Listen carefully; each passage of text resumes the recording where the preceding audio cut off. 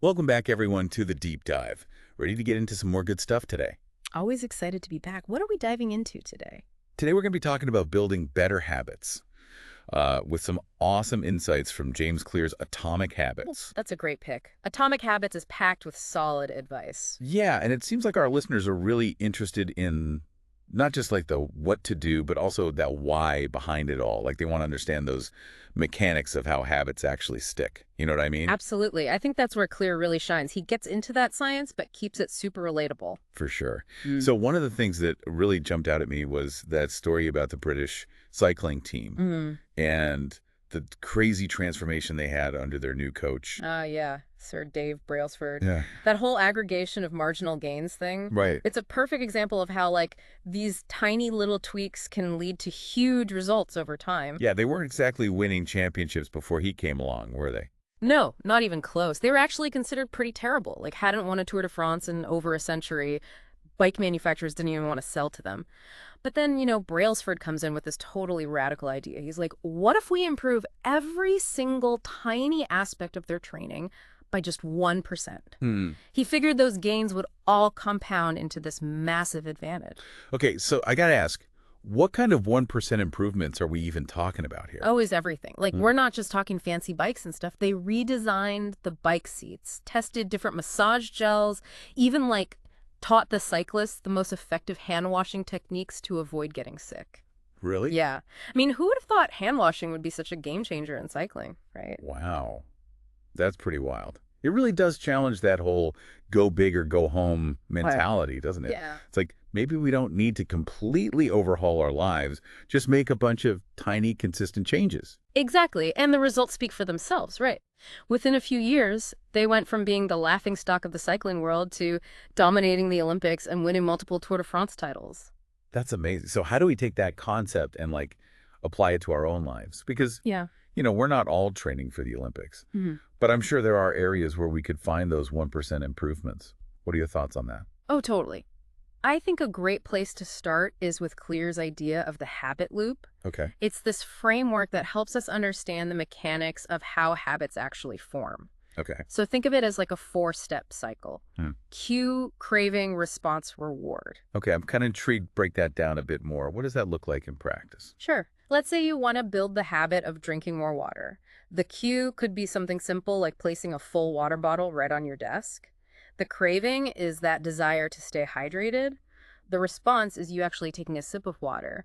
And then the reward is that awesome feeling of quenching your thirst. Oh, okay. So it's about understanding those triggers, like the motivations and the payoffs that are actually driving our behavior. Right, exactly. And once you understand how this loop works, you can start to kind of manipulate those elements to make good habits easier to form and bad habits harder to maintain. That makes a lot of sense. And there's this one example in the book that really brings this to life for me. It's the one about the Japanese railway conductors. Oh, yeah? They actually call out their actions as they're performing them. I love that example. It's such a great illustration of the make it obvious principle. Right. You got to think about it. They're in these like super high pressure, high stakes environments where even the tiniest mistake could be disastrous. Yeah. So by verbalizing those actions, they're creating this really clear, conscious cue for themselves to make sure they don't skip a beat. That's such a simple technique, Oh, but it's so effective. yeah. Especially for, staying focused and avoiding errors in those kind of high pressure situations. Right. It makes me wonder though, how many of our own habits are we doing on autopilot? Like without even realizing those cues that are triggering them. That's such a good point. I think a big part of this is self-awareness, right? We need to shine a light on those cues, cravings, and rewards that are driving our actions. Otherwise, we're kind of just passengers in our own lives. Yeah, that's a good way to put it. Okay, so let's say we've become more aware of our habits and we've identified some areas where we want to make some changes. What's the next step? How do we actually start building those better habits? Well, one of the biggest mistakes we make, according to Clear, is relying too much on willpower. Hmm. He argues that environment is key. Our surroundings actually have a huge impact on our behavior, often without us even realizing it. So it's about designing an environment that actually supports your desired habits. And that way, you're halfway there. Exactly. It's about making the good choices the easy choices. He uses this example of a hospital cafeteria where they just rearrange the food displays. They moved the healthier options to like more visible and accessible locations. And guess what? What? Consumption of those healthy foods went up significantly. Oh, wow. That's amazing. Yeah. So it's almost like you're being subtly nudged in the right direction without even realizing it. Right. So think about your own environment. If you're trying to eat healthier, move those tempting snacks out of sight. Want to exercise more? Lay out your workout clothes the night before. Small tweaks can make a world of difference. Yeah. It's all about removing those barriers and making it as easy as possible to engage in those healthy behaviors. Totally. And speaking of making things easy, one of my other favorite takeaways from the book is the 2-minute rule. Oh, okay. I've heard of this one. Tell me more. I'm always looking for ways to simplify my life. Well, the 2-minute rule is all about making new habits less daunting, right? It's based on this idea that starting small can be incredibly powerful. So Clear shares this example of a reader who lost over 100 pounds by committing to going to the gym for just 5 minutes each day. 5 minutes. That's it. That's it. Now, obviously, 5 minutes at the gym isn't going to magically transform your body or anything, Yeah. but the principle behind it is brilliant. What do you think is the key there? Is it just tricking your brain into getting started or what? I think it's about building momentum. Once you overcome that initial hurdle of starting, it's so much easier to just keep going. Yeah. You know, you're like, well, I'm already here. I might as well do a few more reps.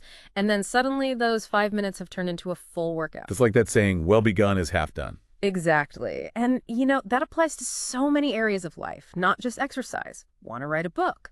Commit to writing just 1 paragraph a day. Want to learn a new language? Study for 5 minutes every morning. Make it so easy that you literally cannot say no.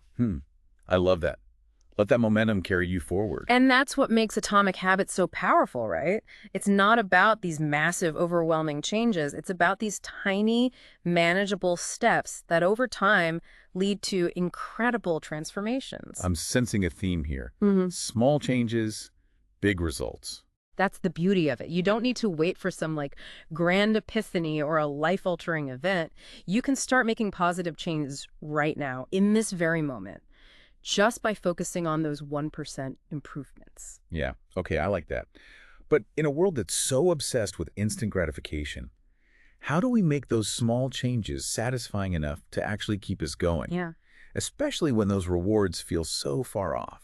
That's a great question, and one that Clear definitely addresses in the book. Okay. He acknowledges that we're wired for immediate gratification, so we need to find ways to make those good habits feel good in the short term, even if that ultimate payoff comes later down the line. So how do we bridge that gap? What are some strategies for making those healthy habits more appealing in the moment? Well, he suggests a few things. One is creating a visual reward system. Okay. Like, let's say you're trying to break the habit of spending money on takeout every day for lunch. Yeah.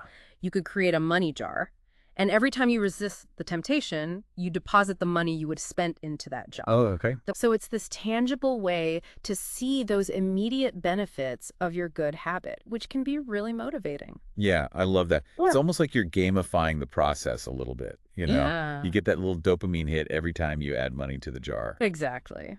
And it's a nice reminder that habit formation doesn't have to be all about deprivation and discipline. Right. You can actually find ways to make it fun and rewarding. So far, we've covered the power of tiny gains, Yeah. the habit loop, environment design, and the 2-minute rule. Yeah. It's kind of incredible how much practical wisdom is packed into those concepts. Yeah, and we've only just scratched the surface. I know. This is already blowing my mind. Mm. What else does Claire get into? Well, he also talks about habit tracking, but there's a caveat. Uh-oh. He cautions against becoming too obsessed with the numbers. Oh, interesting. Because, it seems like everything these days is about tracking and measuring our progress. So I'm curious to hear his perspective on this. He's not saying tracking is bad, but he emphasizes that it's important to focus on how a habit makes you feel rather than just the measurable outcome. Oh, I like that. You know? So it's not just about checking off those boxes, but about noticing the subtle shifts in how you feel, physically, mentally, emotionally, as you're building these new habits. Exactly. Like, let's say you're working out, right? Mm-hmm. Maybe some days you just don't have the energy for a full-blown session. Yeah. Clear argues that even a, quote, bad workout is better than no workout at all. It reinforces the habit and keeps you in the game. So it's about that consistency and progress, not perfection. Precisely. And that brings us to another one of his key points, the role of identity in habit formation. Okay, I'm super curious about this. Tell me more. Well, Clear argues that focusing on who you want to become can actually be more effective than focusing on just what you want to achieve. So it's about aligning your actions with the person you aspire to be. Exactly. He uses this really fascinating story of Laszlo Polgar, who raised his daughters to be chess prodigies through deliberate practice. His focus was on shaping their identity as chess players from a very young age. That's incredible how powerful that sense of identity can be. I know. It's amazing. So let's say you're trying to build a habit of running. Ask yourself, what kind of person runs regularly? Is it someone who values their health, someone who enjoys a challenge, someone who finds like peace and clarity through exercise? Right. It's not just about lacing up your shoes and hitting the pavement. It's about tapping into that deeper sense of self and aligning your actions with the kind of person you want to become. That's so powerful. Yeah. And then as you start to see yourself as a runner, as someone who prioritizes their health and fitness, your actions will naturally start to follow suit. It's like those actions become an expression of your identity rather than just something you're forcing yourself to do. Exactly. And that's what makes Atomic Habits such a fascinating exploration of human behavior. It's not just about changing our actions, it's about changing our beliefs about ourselves, Yeah. stepping into that new identity. This is already so much to digest. We've covered a lot of ground, but there's still so much more to unpack. Absolutely. We'll dive even deeper after a quick break. Stay tuned. All right, so we've talked about the power of small changes, the habit loop, environment design, and even the role of identity. Yeah. All super insightful stuff, but let's get even more practical here.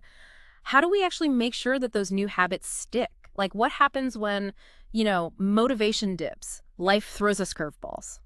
Well, that's where Clear's emphasis on repetition and practice really comes in. Hmm. He argues that consistency is key. Hmm. It's not about doing something perfectly once or twice. It's about showing up day after day and building those neural pathways. So it's about making those behaviors so automatic that they become second nature. Right. Yeah. Exactly. Like brushing our teeth, tying our shoes. We Right. don't even have to think about it. We just do it. Yeah. Yeah. He uses this analogy of a path through a field. Okay. The more you walk that path, the more defined it becomes. Eventually, it becomes the easiest and most natural route to take, just like a well-established habit. I love that. It makes the process feel so much less intimidating. Yeah. It's like we're literally carving out a new path for ourselves with each repetition. Right. And one strategy he recommends for building that consistency is focusing on habit streaks. Yeah. Similar to that don't break the chain approach, you track your progress, aim for consistency, and celebrate those small wins along the way. So even if it's just like 5 minutes of meditation or a page of writing or a quick workout, it's about showing up consistently and adding another link to that chain. Exactly. It's not about perfection, it's about momentum. And as you build that streak, you start to develop this sense of pride and accountability, which further motivates you to keep going. It's funny you should mention that because I actually started using a habit tracker a few weeks ago, and I've noticed such a difference in my motivation. There's something so satisfying about seeing those little check marks add up. Absolutely. It's like gamifying the process, right? You're trying to beat your own high score. Yeah. And you bring up a really important point about motivation because, let's face it, we all have those days when we just don't feel like it. Oh, for sure. Life gets in the way, motivation dips, willpower crumbles. Like, how do we avoid falling off track when those inevitable bumps in the road appear? Well, Clear has this brilliant concept for this. He calls it never missing twice.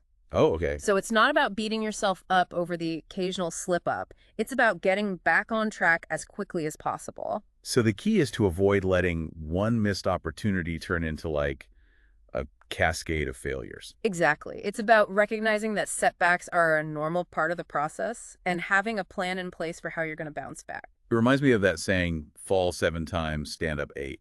Exactly. And remember, even Clear says bad workouts are better than no workouts at all.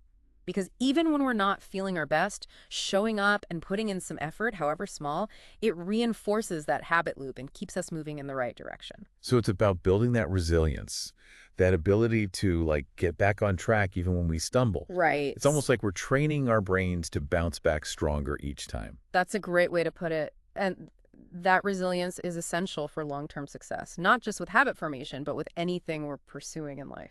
It seems like Clear is advocating for this shift in mindset, like moving away from all or nothing thinking to a more like compassionate and sustainable approach. Totally. It's about embracing imperfection, acknowledging that we're all works in progress, and focusing on that long-term progress over short-term perfection. It's about being kind to ourselves throughout the process. Okay, so we've talked a lot about consistency, but how do we avoid getting stuck in a rut? Mhm. Is there a risk that, like, our good habits could become too rigid, too automatic? That's a great question, and one that Clear addresses in the book.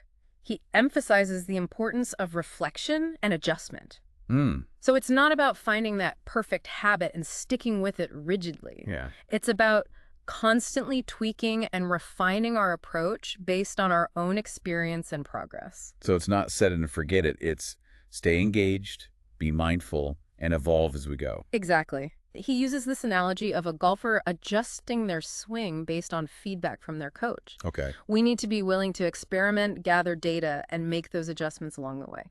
I like that. It makes me think about how we can apply this to other areas of our lives too, like our relationships, our careers. It's about constantly seeking feedback, being open to new perspectives, and refining our approach as we learn and grow. That's a great point, and it's what makes Atomic Habits such a practical and empowering guide.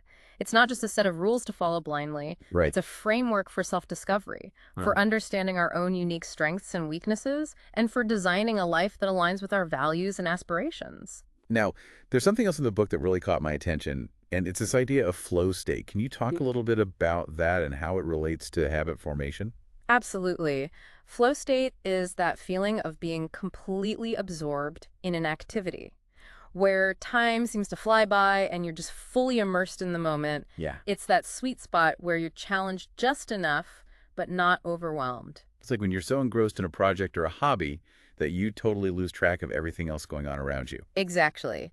And Clear suggests that finding activities that allow us to enter that flow state can make habit formation much more enjoyable and effortless. So it's not just about forcing ourselves to do things we think we should do. It's about finding activities that genuinely light us up, that bring us joy. Precisely. And that's why it's so important to be mindful of our natural inclinations and to choose habits that align with our strengths and passions. Hmm. Okay, so let's say someone is listening to this and they're thinking, wow, this all sounds great, but I'm so overwhelmed. Like, where do I even start? What advice would you give them based on what you've learned from Atomic Habits? I would say start small. Remember the power of tiny gains. You don't need to overhaul your entire life overnight. Pick one small habit you want to build or change and focus on that.